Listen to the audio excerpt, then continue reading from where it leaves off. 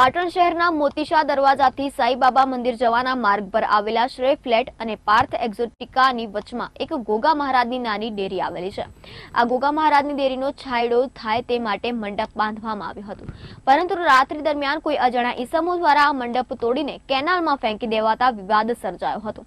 ત્યારે આ ગોગા મહારાજનું મંદિર નિર્જીવ હાલતમાં હોય તેને પુનર્જીવિત થાય તે દિશામાં પૂજા પાઠ થાય અને લોકોની આસ્થા ગોગા મહારાજ સાથે જોડાય તે માટે મહંત શંકર ભારતી બાપુએ લોકોની સ્થાનિક સંતની માંગણી લઈને તેઓના ચેલા દશરથ ભારતીજી મહારાજને આ ગોગા મહારાજના મંદિરે બેસાડ્યા હતા અને દશરથ ભારતીજી મહારાજે ભૂખ્યા પેટે 1.5 મહિના સુધી અનુષ્ઠાન કરીને આ ગોગા મહારાજના મંદિરને જીવિત કરવાના પ્રયત્નો કર્યા હતા અને આવનારી પાંચમના દિવસે ગોગા મહારાજના નામથી આ મંદિરે ભોજન ભંડારા અને ભજનનું પણ આયોજન કરવામાં આવ્યું હતું। ત્યારે અખાડા અને સરકારના પ્રમાણિક સાધુ હોવાનું શંકર ભારતીજી મહારાજે જણાવી અજાણ્યા ઈસમો દ્વારા મંડપ તોડી નાખવા બાબતે પોલીસમાં જાણ કરવાની પણ વાત કરી હતી। ત્યારે પાર્થ એક્ઝોટિકાના સ્થાનિક રહીશો દ્વારા આ ગોગા મહારાજના મંદિરે અજાણ્યા ઈસમો દ્વારા ગેરકાયદેસર પ્રવૃત્તિઓ કરવામાં આવતી હોવાના આક્ષેપો કરી અજાણ્યા ઈસમો આ ગોગા મહારાજના સ્થાનકે રહેવા ન જોઈએ તેવી માંગ કરી હતી અને આ મંદિર સ્વતંત્ર છે અને કોઈની માલિકીનું ન હોવાનું જણાવી જો માલિકી હોય તો માલિકીના પુરાવા રજૂ કરવાની વાત કરી હતી। જોકે ગોગા મહારાજના મંદિરે બાંધવામાં આવેલો માંડવો તોડી પાડતા હાલ તો વિવાદ સર્જાયો છે અને આ વાત એ ડિવિઝન પોલીસ મથક સુધી તેની જાણ પણ કરવામાં આવી હોવાનું જાણવા મળ્યું છે। મારું નામ મહંત શંકર ભારતી બાપુ, જૂના અખાડા શ્રી પંચ દસનામ જૂના અખાડાના સંન્યાસી છું। મારા ચેલા દશરથ ભારતી મહારાજ અહીંયા મારી સાથે છે તે એમને અહીંયા હું સંત કારનાથ ભગવાનની સમાધિના ધામ ઉપર ખાન સરોવરના કિનારા ઉપર આવેલી છે ત્યાં ગાડી હું કુટિયા બનાવીને રહું છું છેલ્લા 3-4 વર્ષથી। આજુબાજુના આ જે સ્થળ છે એ ગોગાનું પ્રાચીન અને જૂનું મંદિર છે અને હરેક હિન્દુ ધર્મના ભાઈઓ બહેનોની આસ્થા અહીંયા સંકળાયેલી છે અને ઘણા સમયથી મને ઘણા ભક્તોએ કીધેલું હતું કે બાપુ અહીંયા કોઈ સારા સંત લાવો। એક સંત હતા પણ એ શાંત થઈ ગયા છે, શાંત એટલે શરીર છોડી દીધું છે, એટલે એ જગ્યા અત્યારે ખાલી પડી રહી છે।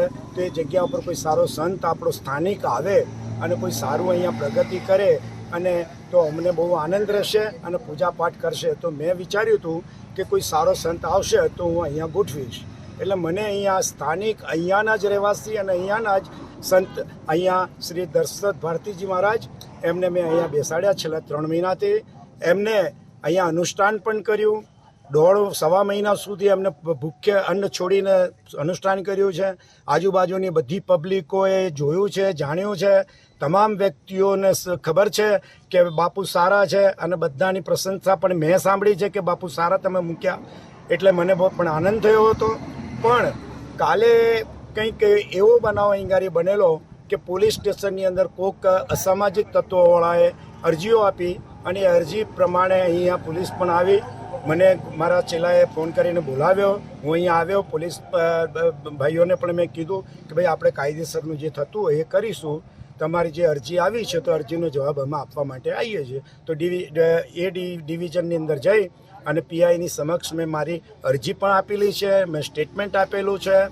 આ પુરાણી જગ્યા છે, તમામોની આસ્થા અહીંયા જોડાયેલી છે અને અહીંયા સારા કાર્યો કરવાના હતા અને આ પાંચમ જે આવે છે જે એ પાંચમના દિવસે અમે ગોગા મહારાજના નામથી ભોજન ભંડારાનું પણ આયોજન કર્યું છે। નમસ્કાર, અમે અહીંયા પાર્થ એક્ઝોટિકાના વતની છીએ। અહીંયા મોતીસા દરવાજાથી શ્રેય ફ્લેટ અને પાર્થ એક્ઝોટિકાની વચ્ચે ગોગા મહારાજનું એક નાનું એવું સ્થાનક આવેલું છે, જ્યાં છેલ્લા 15 દિવસથી અજાણ્યા ઈસમોએ અહીંયા ગેરકાયદેસર પ્રવૃત્તિઓ ચાલુ કરી છે, જેમ કે ત્યાં બીડી ગુટકા બિસ્ટોલ એવું સતત ત્યાં એમની જોડે અમે આવતા જતા એવું માર્કિંગ પણ કરેલું છે અને અમને જાણવા પણ મળેલું છે કે એ લોકો ગેરકાયદેસર બાંધકામ કરે છે। આની પાછળ કોઈ એ અજાણ્યા ઈસમોનું કહેવું છે કે ભાઈ ભરતભાઈ આવું કાર્ય કરાવી રહ્યા છે। ભરતભાઈ કોણ છે અમે જાણતા નથી, એમનું કહેવું છે બિલ્ડર છે, પણ ભરતભાઈને અમારે પાર્થ એક્ઝોટિકા વતી એવું કહેવું છે કે તમે પોતે તમારા ફેમિલી સાથે અહીંયા પાર્થ એક્ઝોટિકામાં રહો તો તમને પોતાને ખ્યાલ આવે કે અહીંયા લેડીઝોની શું પરિસ્થિતિ છે।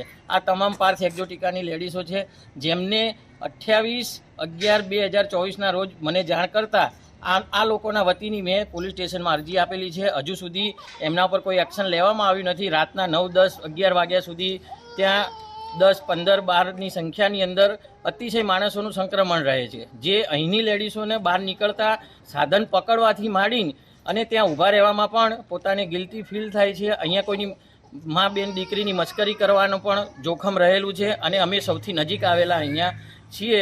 માટે આમના માટે પોલીસ તંત્ર, નગરપાલિકા અને પીડબ્લ્યુડીમાં પણ અમે જાણ કરીશું કે આ કોઈની માલિકીનું નથી. આ લોક માટે મૂકેલું સ્થાનક છે, જેની એ લોકો દુરુપયોગ કરી રહ્યા છે. શું માંગ છે તમારી? અમારી માંગ એક જ છે કે અજાણ્યા ઈસમો અહીંયા રહેવા ના જોઈએ. આ મંદિર સ્વતંત્ર છે, જેમાં કોઈની માલિકીનો ભોગ છે નહીં, અને હોય તો એ પ્રૂફ આપે.